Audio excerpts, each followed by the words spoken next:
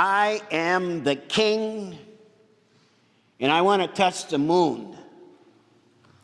I am the king, and I get what I want. There's a story told about a king like that. He called his royal carpenter one day and he said, I want you to build me a tower because I want to touch the moon. And I want to do that because I am the king and I can do what I want. And the carpenter said, but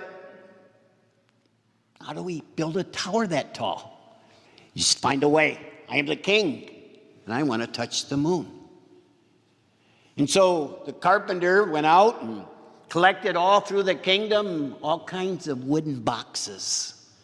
Boxes that were for books and boxes that were for storage of clothing and even boxes that were used as coffins. And they began to pile some of them up, but it didn't get high enough. And so the king said, I want to touch the moon, make it higher. And so they collected more that they could, and finally they ran out of them all. Still could not touch the moon. But I am the king, I want to touch the moon. And so do something. Cut all the trees in the kingdom. Make boxes out of them so that I can get higher. And he went very high. He was above the clouds and above the birds. Still couldn't touch this moon. And so he became furious. And he demanded that he get what he wants because he's the king. And so he said, start taking from the bottom and we'll stack them up. Well, you know the results. The tower collapsed and fell apart. As absurd as that story sounds, I think it speaks to the experience of many people throughout the world today. People whose lives are subjected to violence because of dictators and despots whose only concern is holding on to their selfish power. Look at Syria, Venezuela, North Korea. These political leaders are willing to expend their country's resources and do violence against their people in order to stay in power, to touch the moon.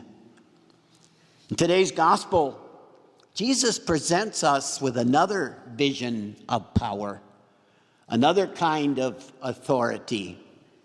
Peter is called to be rock, the rock on which the church is to be built. And instead of that meaning that Peter could climb higher and higher over the resources and lives of others, Peter's role as one who was appointed by the Lord is to be the solid foundation upon which the lives of others can be built. Hidden in the ground, if you wish, but the foundation. Not a power that was out front, but rather power of humility. In Jesus' vision of authority, true authority is not the authority of importance. It is the ability to ground and enhance the lives of others. We might ask ourselves today, who are the people in our lives who gave us the foundation to be who we are? Who are the people who thought not of their own importance and status, but rather gave themselves for our benefit? Who are the people in our lives who showed us what wisdom is, what responsibility is, what integrity is, what love is? Are they our parents? Maybe our grandparents? Our friends? Our teachers? Our mentors? None of us can stand without a foundation provided by someone else. We need that foundation. This truth should always make us grateful. If these people in our lives are still alive, why not take time during this week to go call them, or go to them even more importantly, and say to them, thank you for what you have done to give me a foundation in my humanity.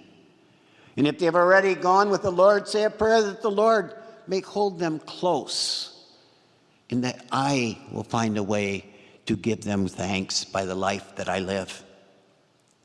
We ought to also consider that if others have given a foundation to our lives, we must be people who are committed to provide a strong foundation for others. As parents, as friends, as spouses, as teachers, as clergy, we should see that true authority is not seeing how high we can go, but rather the willingness to lay down our lives as a foundation of Christian witness, generosity, responsibility, and care for others so that their lives can grow. True authority is not to touch the moon. It is the sacrifice and love of laying down one's life for the sake of another. Even as we are grateful for those who have given us a strong foundation in life, let us commit ourselves to live our lives in such a way that others will see our witness a foundation in which they can stand. Because in our society today, I think more than ever, we need foundation.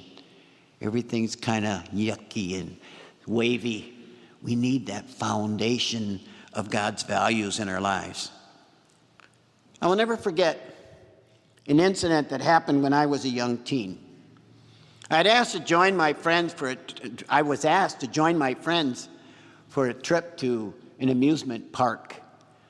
I was told by my parents they didn't have the money to give me for the trip. I was devastated as a young teen. I was mad, disappointed. And I went to my room and I pouted. And after a short time, I overheard that my parents were having a conversation together at the kitchen table. They were discussing how disappointed they were that I could not go with my friends. And my dad was weeping. I never saw him cry before. But he was weeping. He felt bad that he could not earn more at his job, so we kids could do more. At that moment, I realized in my young teenage years how selfish I was. I wanted to touch the moon. I overlooked the fact that my dad and mom, by their sacrifice and love, were giving me a living example and a Christian foundation for laying down one life for another. Because that's all they did. Laid down their lives for us 6 kids. I didn't need to touch the moon that day. I needed to touch my mom and dad with a huge hug of gratitude and appreciation for all that they were giving up just so that I could be me. As Jesus says, there is no greater love than to lay down one's life for another.